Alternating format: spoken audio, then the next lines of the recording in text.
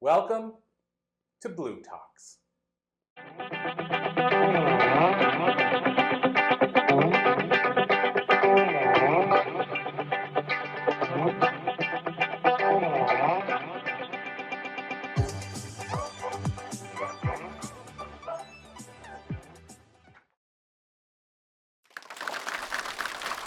Good morning. It's a pleasure to join you here at Columbia University in New York. My name is Nick Shelton. I'm a social strategist, and for those who know me, you're used to seeing me talk about introverts and dating for introverts and networking for introverts and just the relationships between people. But today I have something special for you because something happened. And so, recently I met a young man who had given up on life, so I got something from the heart for you today. So, title of this talk is, Can Travel Save Your Life? And so, like I said, recently I met a young man who had given up on life. He didn't see his future getting any better. And he had no friends, he had no hobbies, and his thoughts were always tormenting him, and he was living in his own personal hell. And so he didn't want to be here anymore. And I can relate, I'm sure a lot of us can relate. But fortunately, that young man is still here with us today. And in fact, this speech is for him, but it's also for me, and it's also for all the disappointed believers out there who feel they don't belong, don't fit in, or don't want to be here anymore. You see, I think every once in a while we all need a change of perspective. And instead of telling ourselves, I don't want to be here anymore, we should be asking ourselves, where do I want to be? And who do I want to be? 24 years ago, I asked myself that very same question. And it's led to an adventure of a lifetime, one I'm glad I didn't miss out on. So, the question is, can travel save your life? I don't know, maybe. But it saved mine, and I'll tell you how, because it might save yours too, or someone you care about. So looking back on my life, I remember a time when the weight of the world was too heavy to bear and depression swept over me and there was no hope in sight and I didn't know what to do. I tried so many things that didn't work. But what did work?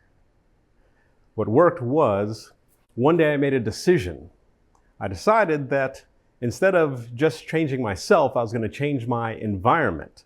Because of all the failed attempts before, the one thing that had always remained the same was my surroundings.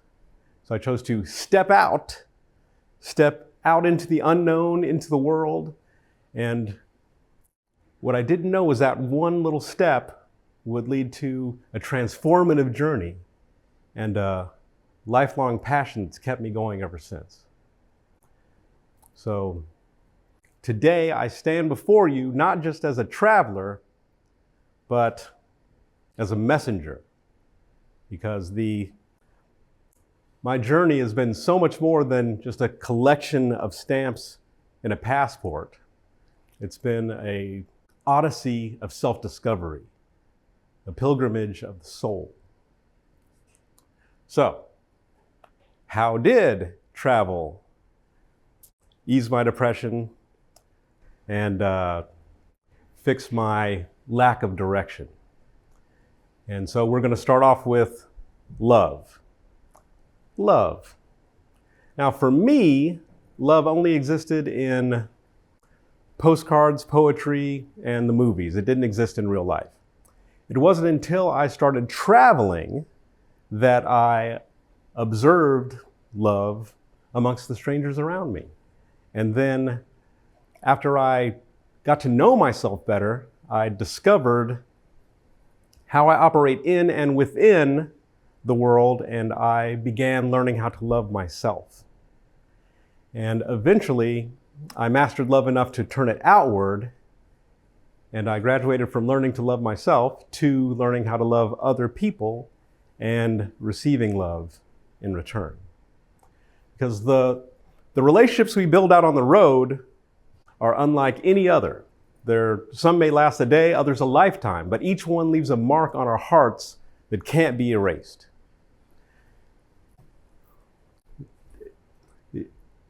The experiences like this, they stay with you, they shape you, and ultimately sculpt you into a better version of yourself. And so I'd like to talk about joy. Joy. I remember as a kid hearing about joy and wondering, what would that feel like? What's that like, joy? And it was February of the year 2000. I had booked a week-long trip across the Caribbean on a tall ship sailboat that held only 30 passengers. And on the first night, it was 2 a.m., almost everyone was asleep, and I was alone on the top front deck looking out at the night sky.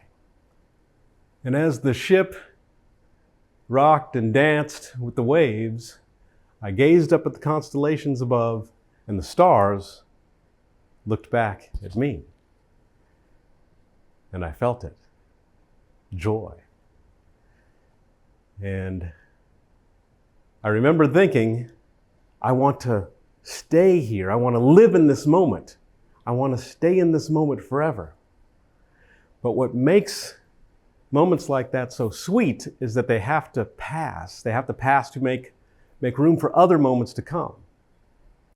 Other moments like dining alone at a cafe in Nicaragua and a German asks to join you. It's always the Germans. And you invite them to take a seat and end up having one of the most delightful conversations you've had in years. Or attending a birthday party in Japan and being served a plate of food that you don't recognize, but you feel obligated to eat it with a smile like it's your favorite thing in the world, only to have them bring you another plate of it because they see you like it so much. Or heading out to a techno club in Hong Kong that you didn't want to go to, but your well-meaning friends talk you into it, and it ends up being one of the best nights of your life. Riding horseback across the endless grassy hills of Mongolia and spending the night in a yurt. Watching a polo match in Argentina, followed by a picnic in the vineyards, and meeting strangers who turn into lifelong friends.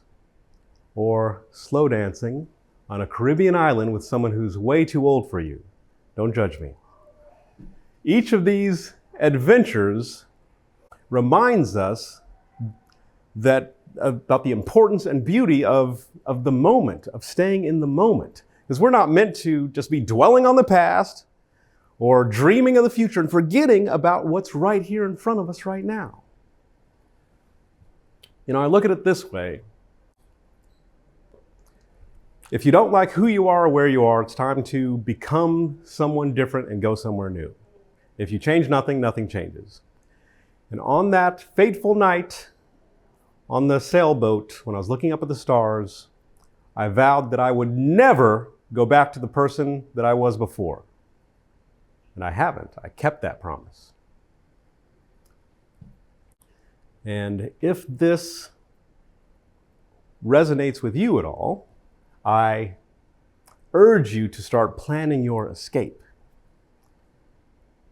And so what does that look like? You need to get out from where you are and go somewhere new, somewhere you've been curious about. And it could just be for a week or a day. And you might say, well, what about money? Doesn't it take a lot of money to travel? I find that it requires more resourcefulness than wealth to travel. So if you were going to give it a try, one easy way to start would be, I used to play a game called Where Does This Road Go? And so every Sunday, myself and a neighbor would get in my car and we would drive down a street that we'd never been down before and see where it went. And we'd have lunch somewhere out there, wherever we ended up. The Next step up could be trying to visit maybe a close by neighboring city or town and see what's going on there. Now you could hear, oh, well, there's nothing going on there, or they're, controversial or backwards in that city. Find out for yourself. Don't take other people's word for it. But if you can afford it, to get your passport, book a trip, and not to a resort. There's a time and place for resorts, but for this, we want to really get steeped into it. We want to feel the culture and have it test us and change us. So if you're on a budget, I would say you could stay at a backpacker hotel or a hostel. Those are usually pretty affordable, and learn what you can from the other travelers there. Or next level up would be a small bed and breakfast. Get to know the owners and the other folks staying there, learn their names, learn their stories, and get their contact information and actually keep in contact with them, because you might get to one day visit them in their country and stay on their couch for free. So remember that. And if you're really adventurous, then you can look up homestays. So homestay is like if you stay with a local family, kind of like you're an exchange student, and then you're really in it. You're really immersed, and you get to see how the day unfolds, sights, sounds, smells. They'll take you around, introduce you to people, and that's more advanced. I've done it several times, and I can tell you it's always been an adventure. But it's been a fun time. What's next? You should take, if you can afford it, take a dance class, cooking class, and a language class. So the dance class gets you out into the community. It's intimate. You're meeting people, and usually you'll get invited to practice what you've learned after the class. The cooking class, you will get to sample the local cuisine and learn how to make it. And you'll also get partnered up with someone, and many times you'll get invited to a dinner party at some point. I suggest you go. The language class, you'll be able to learn helpful phrases to help you navigate this new scenario you put yourself in. And also your networking, as you're talking with the other students and sharing your story with them, they're sharing their stories with you. And the instructor can also point out areas of interest that you might want to check out in this new place that you are.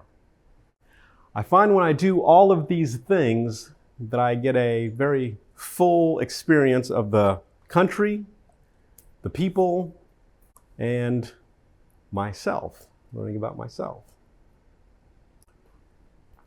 So, it comes down to the question, can travel save your life?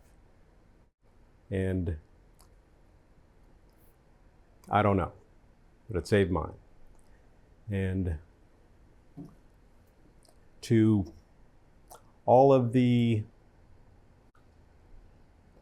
anyone fighting battles that they don't talk about, to anyone seeking purpose or feeling lost, or to the soul that needs something to live for, it's worth a try. It's worth a try. The world awaits you with open arms, and somewhere out there on a distant horizon is a sunset just waiting for you to admire it, or a stranger ready to become a friend or lover, and a path that only you can walk. The lessons you'll learn and the person you'll become along the way are treasures beyond measure, and I promise it's worth it. I see you. I believe in you. I love you. I look forward to seeing you out there.